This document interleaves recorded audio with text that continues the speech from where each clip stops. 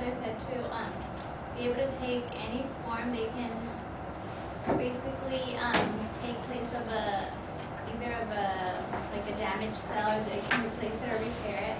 It can also cure Alzheimer's or Parkinson's. And my main claim is that embryonic stem cells harm embryos and can produce tumors, therefore they can actually harm a person instead of helping them.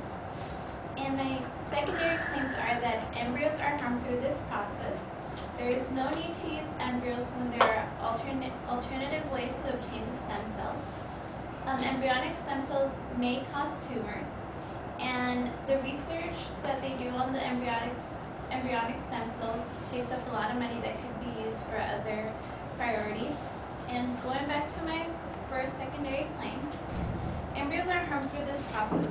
For this purpose, an embryo is conceived through in vitro fertilization, which means that it is made in a laboratory and it is not conceived in a woman. This process involves taking tissue from an aborted embryo.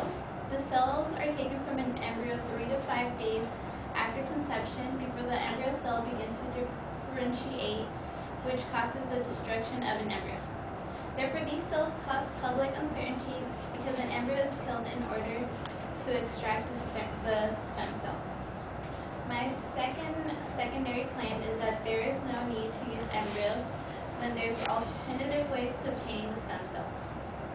One of the ways is through adult stem cells, and they can be taken from blood or organs of a healthy adult.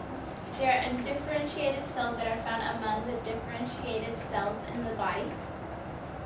They have the ability to repair tissues where they are found. The only problem with these cells is that they take a longer time to grow. As embryonic stem cells, they grow much quicker, and so therefore if somebody's ill or something, these cells will take longer.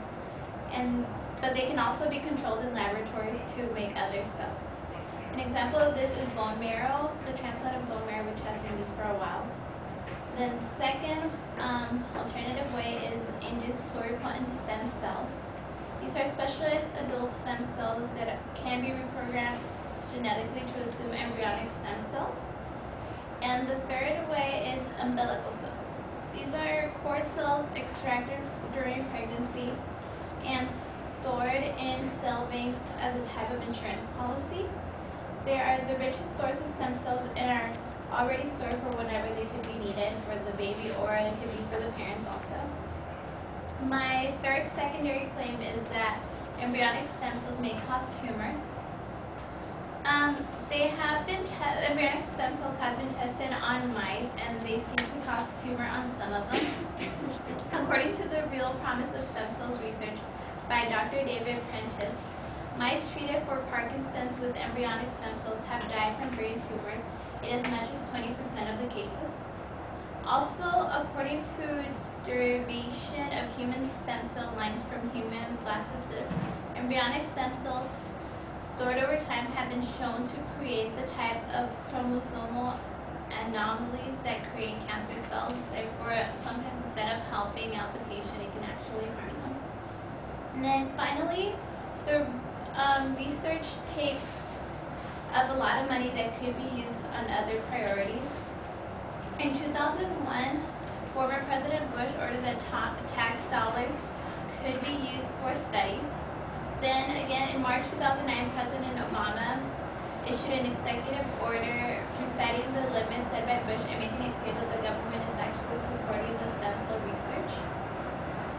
One of the solutions for not spending a lot of money on this is the Dickey-Wicker Amendment, which first became a law in 1996, which this amendment bans the use of tax dollars to create human embryos.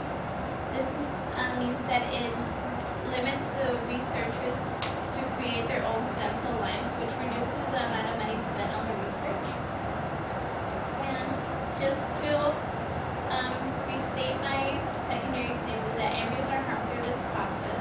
There are alternative ways of obtaining the stem cells instead of actually using embryos. And embryonic stem cells may cause tumors, and the research takes up a lot of money that could be used on other priorities.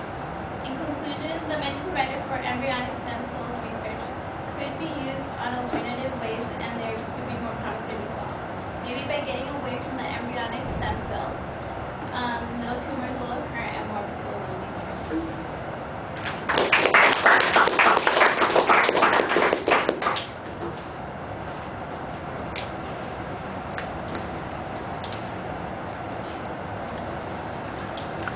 All right, the proposition's kind of awkwardly phrased and it has multiple points to it. The secondary points need numerical signposting in the preview, but in the body of the speech they're fine. You did a good job signposting those.